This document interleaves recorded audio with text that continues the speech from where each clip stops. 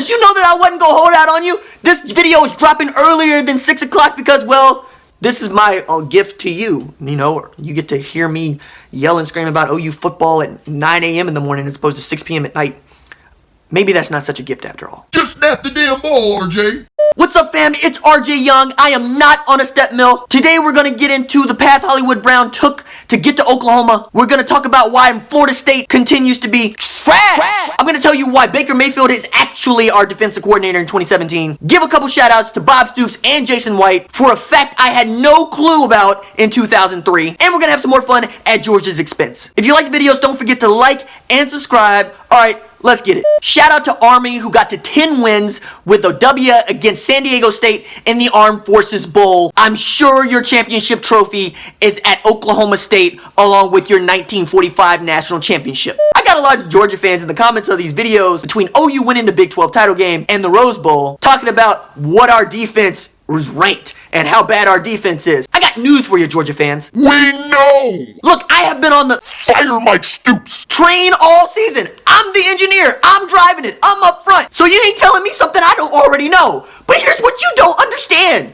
Baker Mayfield is our defensive coordinator. Do you understand what I'm saying? We know that we're not going to shut down offenses. We know that we're not going to stop running games. We know that you're going to pass for 300 yards on us. And yet we're still not fazed by it because Baker Mayfield's going to put up 45. You don't seem to understand. The game is not defense oriented anymore in college football. Look at the past national championship scores. Let's go back to 2012. You'll see Alabama beat Notre Dame like they stole something. 42-14. You'll see Florida State and Auburn combined for 65 points in 2013. You'll see Ohio State drop Oregon like a bad habit, 42-20. And you'll see Alabama and Clemson turn their game into a shootout when Alabama won 45-40. And then you'll see again Clemson and Alabama combined for 66 total points, with Clemson winning 35-31. Defense no longer wins championships. Spread them out fast, athletic, offensive juggernauts do. If you can't score 35, go home. And the fact is, Georgia could still score 35, but we're going to put up 55, so it doesn't matter. I need you to really think about this hard, Georgia. You need to stop OU every play. You have to get 3 and outs almost every drive.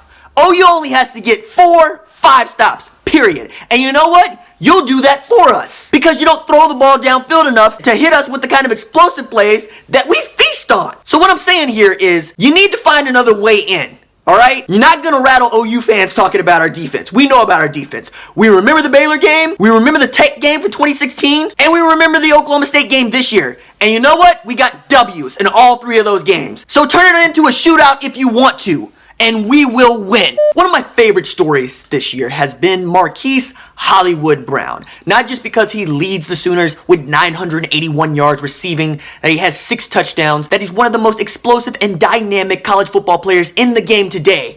But what I love most about him is that he came to Norman weighing 144 pounds. Now that's a great wrestling weight, but it ain't exactly a college football weight, especially for a wide receiver. We're used to wide receivers at Oklahoma being bigger, faster, stronger than corners. But lately, we've been getting flat out spoiled by undersized wide receivers at the University of Oklahoma. I'm not just talking about Hollywood Brown. I'm obviously talking about D.D. Westbrook, who was a Heisman candidate just a year ago. So Hollywood's story starts in high school, where he's from Hollywood, Florida, hence the nickname, where he had dynamic tape and dynamic film. But my man was a late qualifier and undersized, so he didn't get a lot of looks. But a junior college coach in California took a look at him and said, "Oh my goodness, I want this kid." And after convincing Hollywood's mom to send him all the way out in California from Florida, he put together a highlight reel. And there's nothing that jumps off the film like 4.33 speed. Like a guy who can make a screen pass that should go for a 2-yard loss into a 70-yard touchdown and make 4 tacklers look silly on his way to the house. So Hollywood played JUCO ball at the College of the Canyons, which is a real junior college. I checked for a coach named Ted Isenda. And Ted saw right away what we have all seen in this 2017 season, which is that this kid is special. So he puts together a highlight tape on Hollywood's behalf, sends it out, and 15 offers pour in, including an offer from USC, which was just down the road from the College of the Canyons. And all this is going on while Hollywood is working at Six Flags, running a roller coaster. Appropriately enough, the roller coaster was called Full Throttle, which is what Hollywood is every time he touches the football. He had that job to help pay his way through junior college so that he might have a chance to play at a university like Oklahoma. He got to Oklahoma, weighed 140 pounds, bulked up to 170, fell back to 160 for the season, and now he's showing out. Which just goes to show it is not how big you are.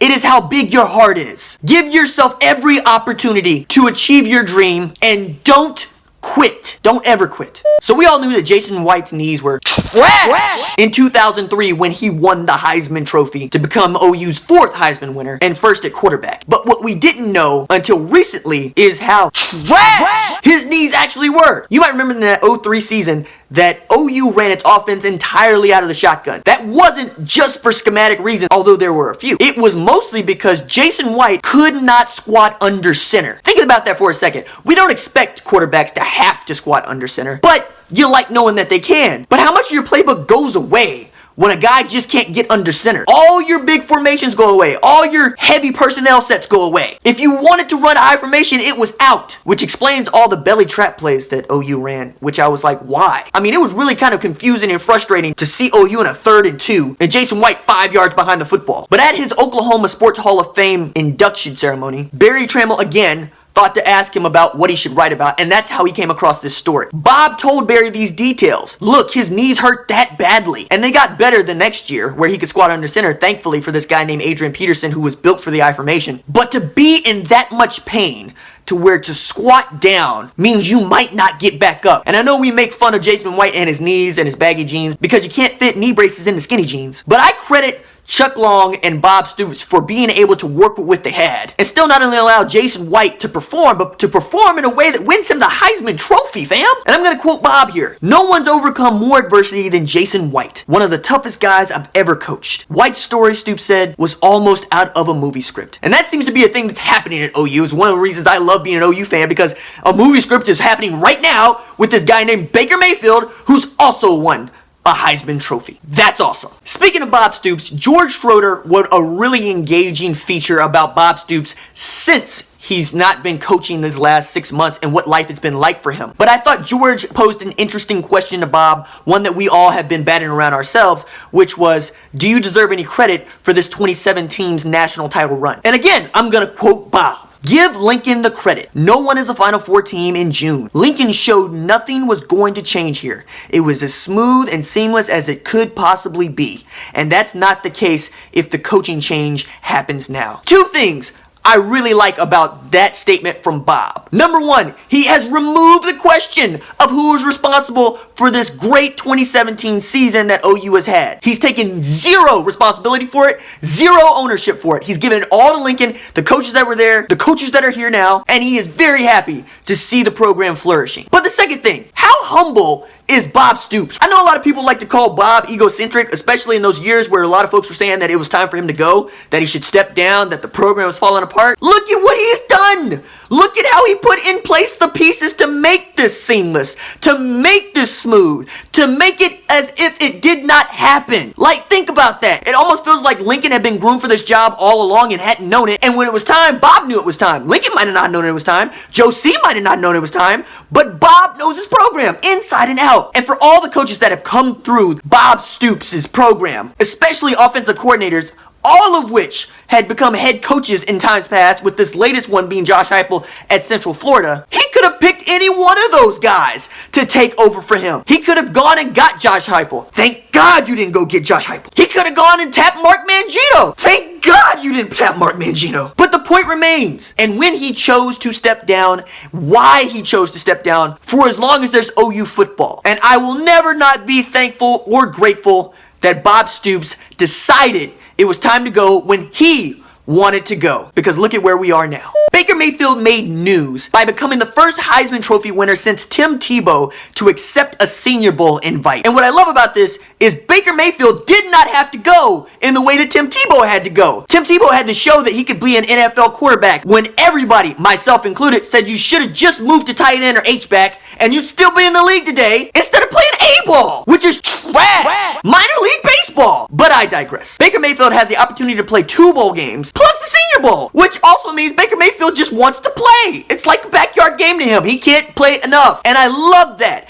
And I love that he wants to go do this thing where there are NFL coaches, where there's NFL talent, where there are NFL draft eligible players in an all-star game that is supposed to operate kind of like the combine if you could run scrimmages. So he could lose draft stock points based on how he plays in the Senior Bowl game, which is another reason why a lot of guys who are already being projected to go in the first round don't go. They don't want to lose money. But Baker Mayfield's not about money. He wants to play football. And I love that he wants to play football. It's one of the reasons that I love that he's my quarterback. Because I want to play with a guy that wants to play ball. I don't want to play with a guy who's thinking about how many dollar signs he's going to see. And he's done the Senior Bowl a solid. Because honestly, how many of you listening to this right now watch the Senior Bowl? I'm going to put the over-under at 2. And you know what? One of them is going to be me because I've got nothing else to do on that day. But you know what? I might decide that day is the day to just stare at the ceiling rather than watch the Senior Bowl. So the Senior Bowl needs to throw him some money. Along with you, Mike Stoops. For putting them back in the national consciousness. Because I swear to you, there's a lot of people that don't even know the Senior Bowl exists. Also, move it out of Mobile, Alabama. Who wants to go to Mobile, Alabama for anything? Like, I've been to Mobile many times over. And I'm telling you, move the game to Miami or something because Mobile is not the town to have a good time in.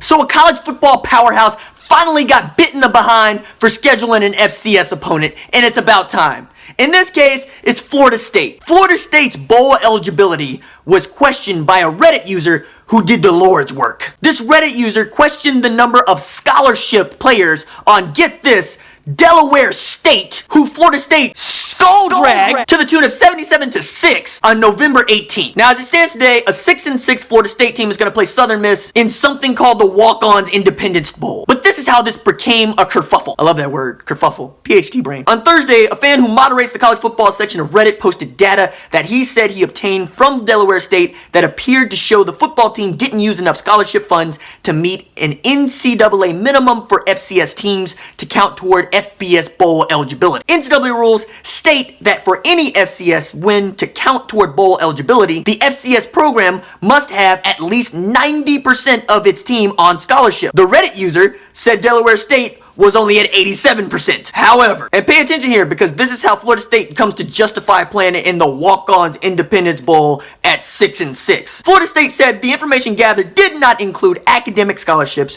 which are allowed to count toward the overall scholarship total. So check this out.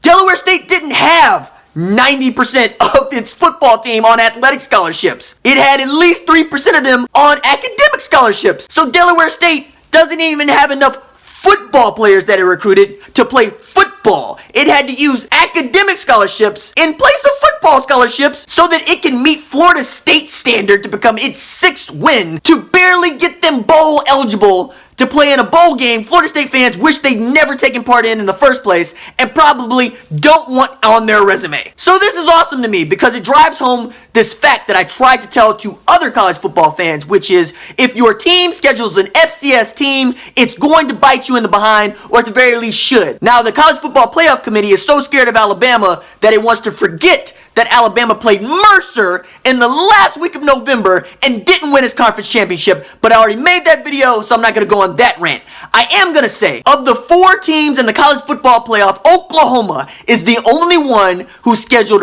FBS teams for every single non-conference game. We didn't dip into the bargain basement to pay $1 million to a team to come up to Owen Field and get their head crushed in, because we don't want to see that as fans. We want Oklahoma to go after the blue bloods of college football, the powerhouses of college football, the new money and the old money. It's why Ohio State was on the schedule this year. It's why Tennessee has been on the schedule in the past. It's why LSU is on the schedule in the future. It's why UCLA is on the schedule next season. So yeah, I think Florida State deserves all the egg on its face that it's getting today, because it should have never put itself in this situation in the first place to where it has to defend Delaware State having 87% of his team on football scholarships and then padded up to 3% with academic scholarships. Shame on you, Florida State. Go schedule somebody. Stop picking on people in lower divisions and punch at your weight. We'll play you. If you want us, come get us. We can make like it's 2000, fam. But don't have to put out a statement about how an FCS opponent gets you to the bowl eligible 6 wins. My goodness.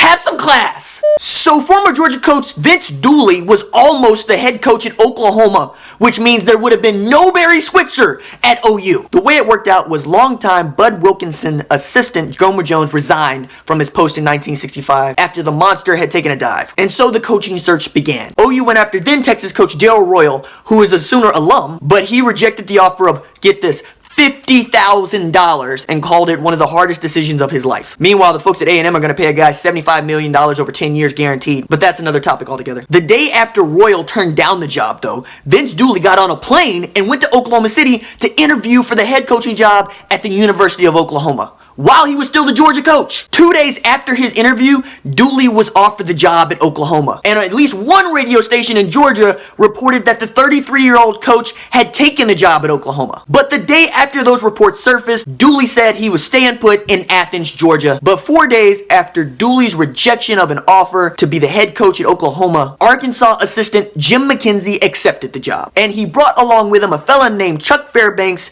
and the bootleggers boy, Barry Switzer. The Sooners finished as the number 2 team in the country in 1967 after Chuck Fairbanks led them to that ranking following the death of Jim McKenzie that April. And that ended up being a good thing for both fan bases. Georgia fans came out in droves with telegrams to tell Vince Dooley how much they appreciated him staying put, how much they loved that he was a Georgia Bulldog. And Oklahoma would later hand the reins over to Barry Switzer, who would take the program to new heights and give us this reality that we know today. But just for a second, imagine if Vince Dooley had accepted that job. And for giggles, imagine if Darrell Royal had accepted that job. What would OU football look like today? Well, we have the legends. Brian Bosworth, Tony Casillas, Billy Sims, Joe Washington, Greg Pruitt, Jack Mildren. Would all these fellas be here? And we could go on. But as these two fan bases come together in the Rose Bowl, where I expect OU to Mollywop Georgia, I thought it would be cool to give you that item that I read in a Barry Tremmel column today. I, for one, am thankful that things turned out the way that they did. Not because I have any love for Georgia, but because I love what OU football represents. I love what Bud Wilkinson did to put the state of Oklahoma on the map in a real, true way to give us this thing we love and give us a guy like Barry Switzer later down the line because Vince Dooley decided to stay home and Jim McKenzie had the foresight to bring Barry Switzer with him. Alright, that's it for me. If you like the videos, don't forget to like and subscribe. Merry Christmas. I'll see you tomorrow. Deuces.